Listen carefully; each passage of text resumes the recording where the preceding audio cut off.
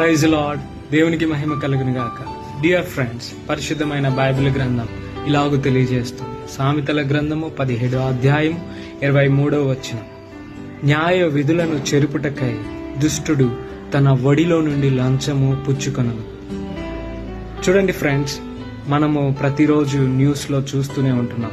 ఎక్కడో ఒక చోట ఏదో ఒక విధంగా అధికారులు అనే వాళ్ళు ఎవరైతే ఉన్నారో వారి యొక్క పని చేసేటటువంటి ఆ సంబంధిత రంగాలలో పనులలో ఏం చేస్తూ ఉంటారంటే లంచాన్ని పుచ్చుకుంటా ఉంటారు.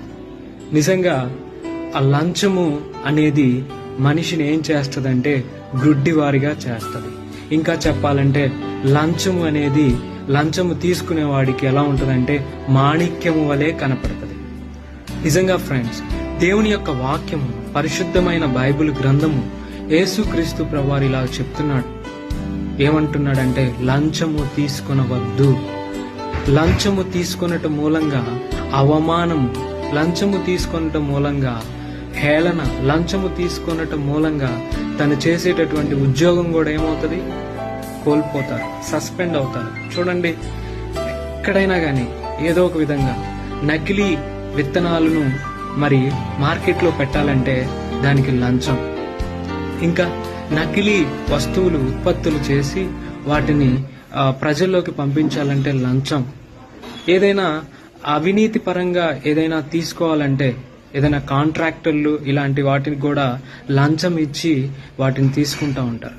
అంటే మంచి వారికి అంటే క్వాలిఫికేషన్ ఉన్న వారికి పోకుండా టాలెంట్లు ఏమీ లేనటువంటి వారు డబ్బులు ఇచ్చి వాటిని పొందుకుంటారు.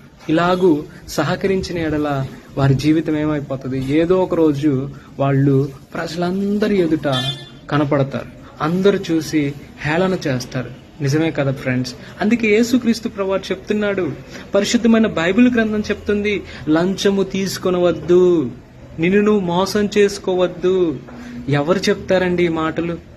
యేసు ప్రభువారు మన జీవితాలను మంచిగా మార్చాలనుకున్నాడు. కాబట్టి ఎవరైనా లంచము తీసుకునే ఆలోచన ఉంటే ఆ ఆలోచన పక్కన నెట్టి యేసునందు విశ్వాసం ఉంచి యేసుక్రీస్తు ప్రభువారిని విశ్వసించి ఉన్న దాంట్లో సంతృప్తిగా బ్రతికితే చాలు, ఉన్న దాంట్లో సంతృప్తిగా జీవిస్తే చాలు. ఖచ్చితంగా మన జీవితాలు ఆనందంగా ఉంటాయి.